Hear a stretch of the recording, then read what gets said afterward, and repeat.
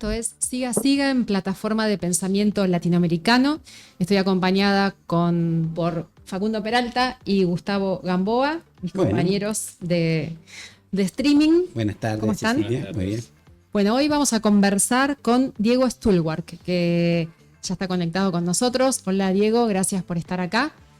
¿Cómo le va? ¿Cómo está? Bien, te vamos a presentar brevemente. Diego estudió en la Facultad de Ciencias Sociales de la UBA, fue parte del colectivo Situaciones y de la editorial, es parte también de la editorial Tinta Limón. Es autor de Vida de Perro, Balance Político de un País Intenso, 1955-2017, conversación con Horacio Berbisky, y de La Ofensiva Sensible, Neoliberalismo, Populismo y el Reverso de lo Político. Es uno de los autores del blog que seguimos mucho, Lobo Suelto, donde escribe sobre filosofía y política, como también en diversos medios como Página 12 y otras publicaciones. Escribe mucho sobre actualidad política, sobre filosofía y es un activista político, entre muchas cosas. Así que estamos contentos de tenerte acá, Diego.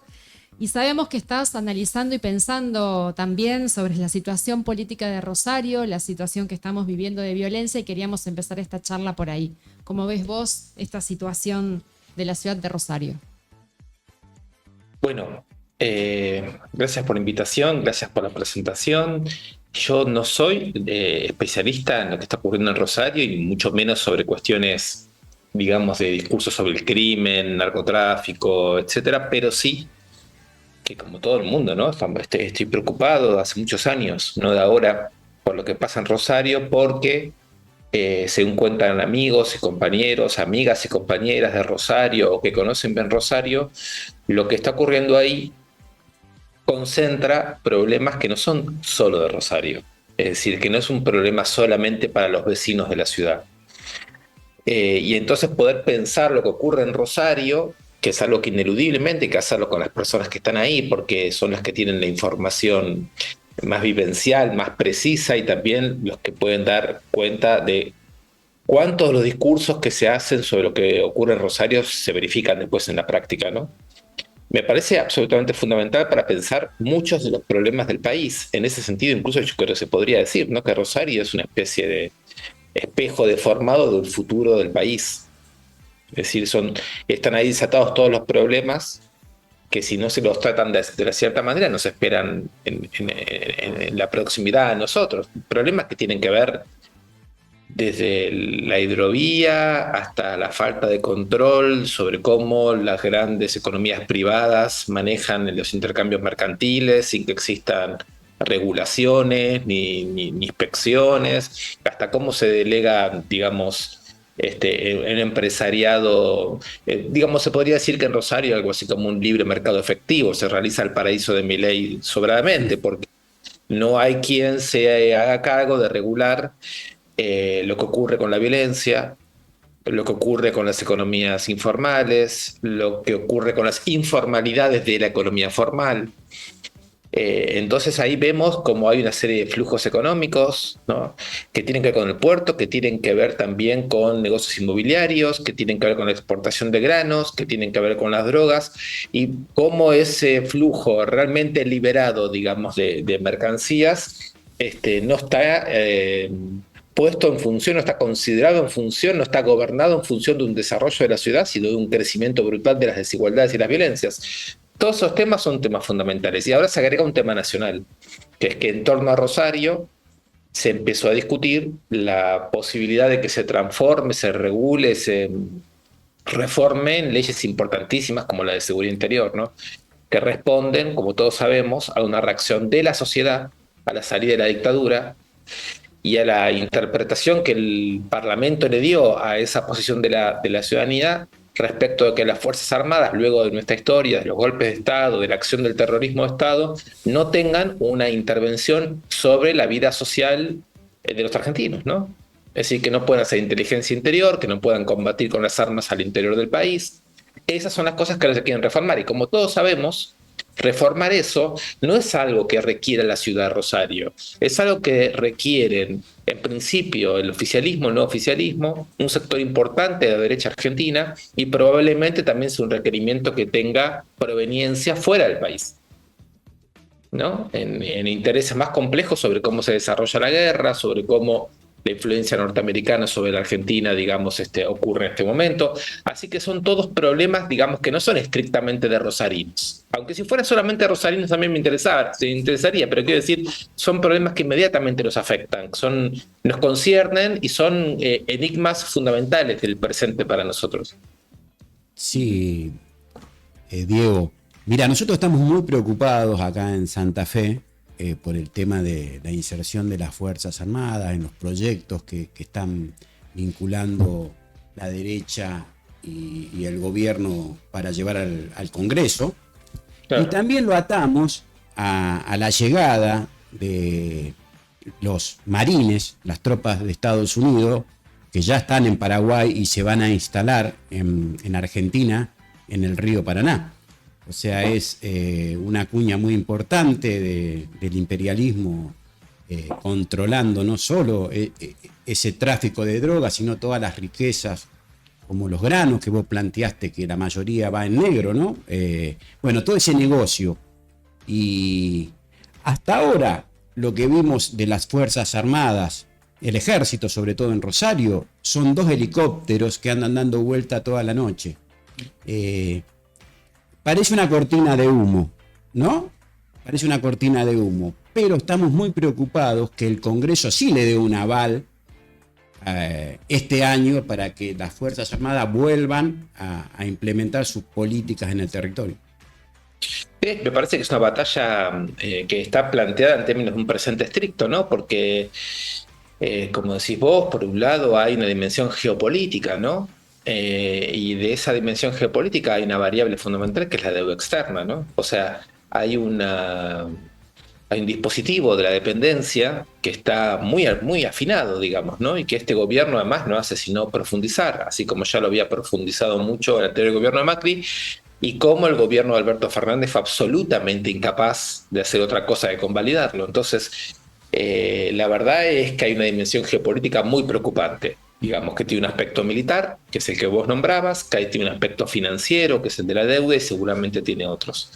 Y al mismo tiempo, esto se cruza en la Argentina con lo que pasó el 24 de marzo. Es decir, hay una parte de la sociedad muy movilizada, digamos así, llamativamente movilizada en comparación con el tipo de movilizaciones que hay en otros países de la región. ¿No? Y que cada 24 de marzo vuelve a confirmar y vuelve a confirmar y vuelve a confirmar que hay un punto de no retorno, hay una capacidad defensiva, hay un mínimo social político muy alto en este país, ¿no? Y que a mí me parece que este 24 de marzo se vio algo claro, no sé cómo lo verán ustedes, a mí me interesa mucho este tema. Y es que si bien el gobierno actual tiene una enorme iniciativa en el plano de las redes sociales, y una gran iniciativa también ahora desde el Poder Ejecutivo, ¿no? Que son los dos, vamos a decir, sus dos territorios, ¿no? El Poder Ejecutivo y el espacio de las redes sociales. Hay que decir que en el plano de la verdad, tal y como esa verdad ocurre en el mundo analógico de los cuerpos, de las escuelas, de las calles y de las movilizaciones, eso está de nuestro lado. Entonces, vamos a decirlo así, ellos tienen la iniciativa en las redes y en el Poder Ejecutivo y nosotros somos custodios de una verdad que se da en el plano analógico de los cuerpos y de los territorios. Ahora, pregunta. La dimensión digital, la dimensión virtual de las redes y el control del Poder Ejecutivo, ¿es suficiente para quebrar esa verdad que se da en el mundo analógico de los cuerpos, de los encuentros callejeros, o al revés? ¿O es una dimensión que tiene que ver con el mundo de los cuerpos y con el mundo de las movilizaciones la que tendrá capacidad de ponerle un límite a la ofensiva? Creo que así de caricatural y improvisado, como lo estoy diciendo, perfecto, podríamos estar nombrando el modo en que estos días se da una lucha por la verdad, una lucha entre fuerzas, ¿no? Y si no fuera porque está prohibido decirlo, diríamos que es la forma en que se organiza hoy la lucha de clases. No, sí. O sea que me parece que está muy bien integrar así las cosas. Un detalle, porque vos decías, bueno, te interesa mucho lo de Rosario y te contamos un dato, porque viene a cuento de lo que vos decís es fundamental para pensar la realidad y cómo transformarla hoy, ¿no? Esa diferencia entre dónde está el poder en el ejecutivo, en el mundo virtual, y el poder de los cuerpos, el poder de la calle. Pero es un dato de la realidad que el discurso de Milei ha derechizado muchísimo y ha dado pie a políticas de seguridad, como en la provincia de Santa Fe, que en estos días ocuparon las tapas de los diarios con las fotos de los presos de las cárceles. Y por ejemplo ayer con una declaración del gobernador diciendo que su intención es amnistiar a algunos policías que fueron condenados por asesinatos y que fueron condenados por la justicia y que tienen condena firme. Entonces introduce una palabra, amnistía, que viene del discurso de una derecha, de una extrema derecha, que hoy está, queriendo modificar la ley de seguridad interior, o sea que va corriendo las políticas de seguridad de un gobierno que en principio no era de extrema derecha, pero sin embargo encuentra un marco distinto para correr una política de seguridad e introducir, por ejemplo, el término amnistía. Sí, me parece que ahí tenemos 2 o 3 elementos que hay que darles algún tipo de organización. Yo, la que se me ocurre a mí es la siguiente, ¿no?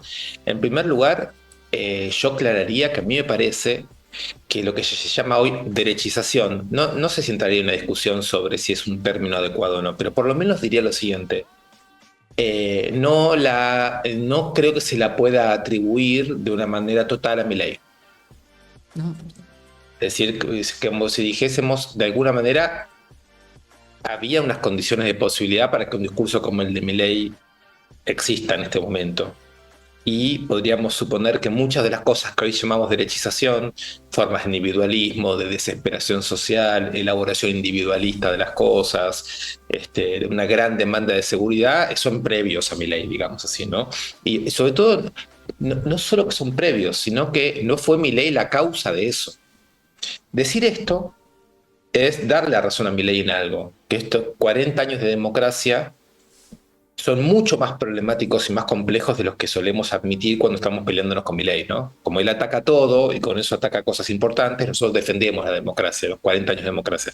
Pero esos 40 años de democracia están llenos de temas irresueltos, que porque nosotros no planteamos con suficiente radicalidad cuáles eran esos problemas y cómo resolverlos, fue Milei el que se quedó con el balance de esa insatisfacción, y fue él el que, como bien decís vos, dio una suerte de respuesta que llevó todo a un lenguaje ultraderechista, que es el momento actual. O sea que estoy de acuerdo con vos, ¿no? En que Milei representa una enorme derechización, solo que me gustaría decir que él asumió hace 3 meses, hace 5 meses esto era un desastre. ¿No? Diego. Un segundito, porque Sí. no me quería ir de lo que Cecilia plantea muy interesantemente, que es ¿por qué una amnistía? ¿Por qué la amnistía? La medida misma de la amnistía y el lenguaje mismo de la amnistía, ¿no? O sea, la amnistía convoca el indulto, ¿no? Pero por otro lado, hablando con Karen Tepp, que es una legisladora de Ciudad Futura, de Rosario, con quien hablo frecuentemente, lo que me comentaba es que no hay ningún tipo de convocatoria ni de la gobernación, ni de la Intendencia de Rosario, de las fuerzas políticas, para enfocar este tema de otro modo, que se juega con la ilusión de que la violencia fue excepcional, que se puede volver una especie de estado común, previo, y que no hay realmente una orientación de la dirigencia política respecto a qué política asumir, que efectivamente las fuerzas militares son convocadas retóricamente, se muestran imágenes, pero después no tienen presencia en la ciudad, y que no se pasa de producir momentos como los que producía Bernie, es decir, que no ha habido todavía una reacción de la política frente a lo que ocurre. Y me parece que se podría pensar, y esto es un tema seguramente complejo, que quizás incluso me exceda a mí por la información que manejo, es que la propia, lo que llamamos hoy la política, está demasiado involucrada en el problema como para aparecer desinteresadamente, que sea, como un factor externo capaz de resolver la situación. De hecho, sus intentos de producir este tipo de cosas fueron muy desafortunadas, ¿no? Como aquella foto a la Bukele, ¿no? Que poniendo con un poquito de rigor en la cárcel iba a poder controlar con los territorios sin pensar qué pasa con las policías, qué pasa con la justicia, qué pasa con la cuestión financiera, con la cuestión del lavado, con la cuestión de la violencia, temas muy profundos sobre los cuales no se dice nada, ¿no? Diego, hiciste un libro, Balance político de un país intenso, del 55 al 2017. Le pusiste ese título. Del 2017 al 2024, ¿qué título esbozarías? Bueno, quizás un poco lo que decía hace un ratito, ¿no? Sería un balance de una democracia completamente insatisfactoria, ¿no? Es decir, yo creo que el balance de los 40 años de la democracia no es enteramente negativo, porque todo el tiempo en estos 40 años hubieron procesos diversos, no hubo una temporalidad única. Si yo tengo que hacer un balance, por ejemplo, del trabajo hecho por los organismos de derechos humanos, por los feminismos y por otras formas de intervención colectiva, diría que fueron 40 años magníficos. Pero si tengo que pensar cómo esos 40 años operaron como capacidad de problematizar mutaciones en el trabajo, diría que fue horrible, un espanto. Si tengo que pensar en cómo esos 40 años nos dieron posibilidades de invención de formas de participación democrática en las grandes decisiones del país, diría que fue un desastre.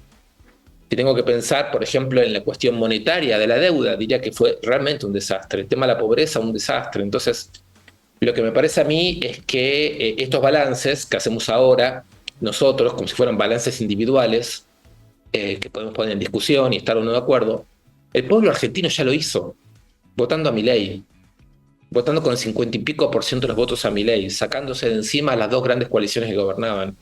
Eso me parece muy preocupante, el balance popular que existe sobre el proceso político argentino. Me parece preocupante no porque yo no esté de acuerdo, me parece preocupante porque no ha podido ser desde una radicalización de la democracia que se pueda establecer ese balance. Y hubiera sido muy diferente si todo este descontento que estamos viendo hubiera sido un balance reformista, capaz de radicalizar momentos igualitarios, y no que se lo quede la ultraderecha, ¿no? Que es lo que nos está ocurriendo. Para no cerrar la nota con este momento, creo que lo estamos hablando acá en distintas entrevistas, una tarea, bueno, la tarea en la que estamos comprometidos y comprometidas es justamente cómo perforar y empezar a analizar y a desmontar, bueno, aquellos que ese mundo que votó a Milei, que es el mundo con el cual vivimos, son los argentinos y argentinas también que votaron a Milei, y cómo poder empezar a problematizar y a ver la heterogeneidad que hay allí también, ¿no? Para no volverlo un bloque sólido, inamovible, como si fuera de características homogéneas, sino empezar a problematizarlo también en sus matices, como para poder empezar a desmontar también esto que fue tan fuerte, que fue ese porcentaje de la población apoyando a Milei. Sí, yo en la Plaza de Mayo el domingo se cantaba "El que no salta votó a Milei". Y yo lo canté también, salté, porque me gusta la situación de la plaza, pero no estoy de acuerdo con eso. O sea, no creo que haya que hacer un bloque de los votantes de Milei como diabólicos, fascistas, etcétera, ¿no? Me parece que eso es uno puede estar enojado, puede decir, che, se pasaron, digamos, no era la manera, digamos, de ir a un lugar tan extremo y tan fascista, pero voy a volver sobre un asunto, ¿no? Si uno toma a ese bloque de electoral como un bloque que lo que vino es a avisarnos que hay una cantidad de temas sobre ingresos, sobre trabajo, sobre gestión de la pobreza, que fue muy mal llevado por la política argentina. Yo ahí diría, bienvenido el aviso. Nosotros necesitamos tomar esa agenda. Nosotros necesitamos conectar con ese descontento. Nosotros necesitamos que nuestro lenguaje se trame en esa desesperación. Sin eso yo no veo posibilidades democráticas, así que lo voy a convertir, digamos, en un buen final, digamos, a tu pedido, Cecilia. Es decir, estamos en excelentes condiciones para articular lo más vital que tuvo la democracia: los feminismos, los movimientos de derechos humanos, el mejor momento de los movimientos piqueteros y de las militancias juveniles, con ese descontento, y hacer desde ese descontento un momento democrático desde abajo. El domingo pasado fue una muestra de que esa vitalidad está. Los lenguajes los tenemos, la tradición militante argentina es rica. Con volverse un poco más problematizante y en contacto con la dimensión oscura del momento, acá podrían inventarse cosas que quizás en ningún otro lugar en este momento del continente se podrían inventar. Así que ahí yo diría que poder ver la oscuridad de este momento también es una condición de posibilidad para no hacer una negación progresista de la situación y hacer más bien un tipo de intervención democrática que pueda permitirnos reconectar con esa desesperación y producir un programa democrático a partir de esa desesperación. Ahora sí, ahora te agradecemos muchísimo esta entrevista, Diego. Tenés que seguir. Y bueno, nos quedamos pensando un montón de cosas que vamos a ver de esta charla. Bueno, muchas gracias, Muchas gracias, y Diego. nos volvemos a ver. Gracias. Gracias. Saludo grande. Salud.